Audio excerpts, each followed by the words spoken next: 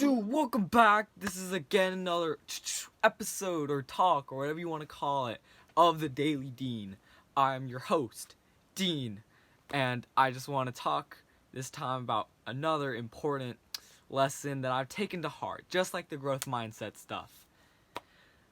You can't control anyone but yourself, okay?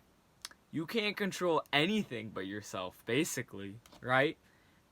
My uncle told me, he was like, you can't change somebody's opinion on licorice, or maybe more specifically, you can't change someone's opinion, right? You can maybe alter your own opinions, because that's you. You control you, but you can't control your brothers, your sisters, your friends, your family, etc.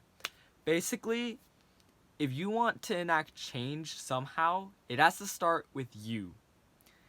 Now, this has actually become really relevant in my life, not just because it's great advice, but because I need to get new shoes in order to start running again. But the date it gets delivered keeps getting pushed back, and I can't emphasize how frustrating that is. First it's the 26th, then it's the 28th, now it's the 29th, and it's just like, could you give me a date, right?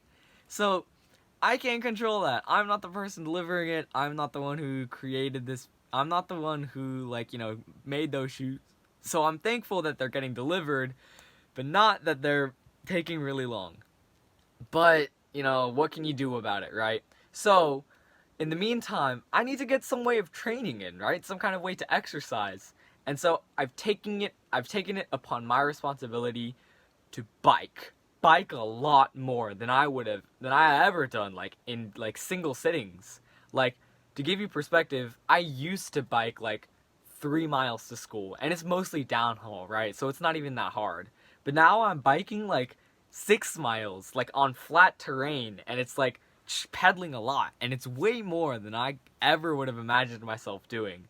So that's an example of really recognizing, hey, I can't make the shoes come here faster, so what can we do as a stand-in? Biking. That's the lesson. More specifically, an example. Where can you change things in your life to improve your life? I want you to imagine stress, okay? We've all experienced stress, okay? It's like kind of taboo to talk about bad things in your life that make you stressed out. But like, it's okay to have those days, right? To say like, hey, I'm really emotionally drained because I got yelled at, because I made a mistake, because I wasn't feeling that great. It's okay to feel those things. Those are natural. Those are just a part of you, part of your life in general, really. So, I just want you to think about stress. And then, how do you relieve stress? Okay? Many surveys say that the number one activity people do when they're stressed out, according to my textbook, is watch TV, read, or listen to music.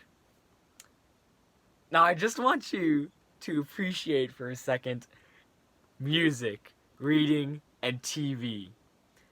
Those things aren't really like coming from us unless you make music or you write books or you make television, right? Those things are what other people put out there that you absorb, that relieve your stress. Now, let's talk about specifically music. Music is sometimes really cathartic to listen to. A rush of euphoria coming in through your ears because, like, it's just so beautiful a lot of the time. And I want you to appreciate for a second how much of a vibe music can be, right?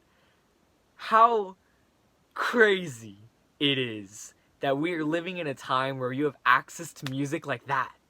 And you can experience sounds that many people from the past could not even imagine having access to, right? Thousands of songs, albums, bands, singles, etc. All that stuff is at your fingertips. And I want to share some of those things with you. Specifically, Gorillaz, that's the band name, Strobe Light, and Earth, Wind, and Fire's, that's the band name, Boogie Wonderland. Those two songs, I'll put links in the description or something. Those two songs are probably like biggest jammers I have been listening to right now. So just check them out and appreciate for a second all the things entering your ears. Because that experience is totally unique to you. You're the one experiencing the music like nobody else. It's coming through your ears, entering your brain, being processed by your mind. So just enjoy that. Enjoy the beauty of consciousness and being able to recognize that is music. That is something I enjoy. That is something I can continue to enjoy. Because really, humans are such beautiful things. Being able to comprehend the complexity and the richness of music and television and books. So it's so fun to think about, right? Consciousness and that aspect of humanity is innate in everybody, but it's all unique to your own brain. Music, reading, television, how you interpret it, how you experience it, totally you. So just vibe with it. Thank you.